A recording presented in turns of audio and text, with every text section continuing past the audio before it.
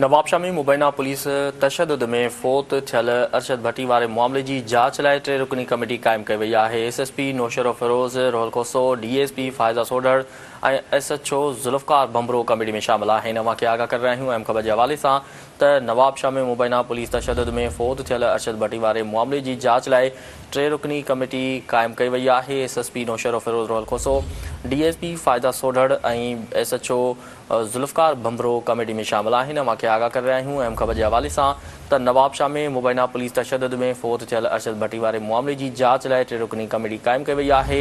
SSP Naushahro Firoz रोहलकोसो, DSP Faiza सोढड़ ऐं SHO Zulfikar बम्बरो committee में शामिल आहिनि। नवाबशाह में मुबैना पुलिस तशद्दुद में फ़ौत थियल अरशद भट्टी वारे मामले की जांच लाइ 3 रुकनी कमेटी क़ाइमु कई वई आहे।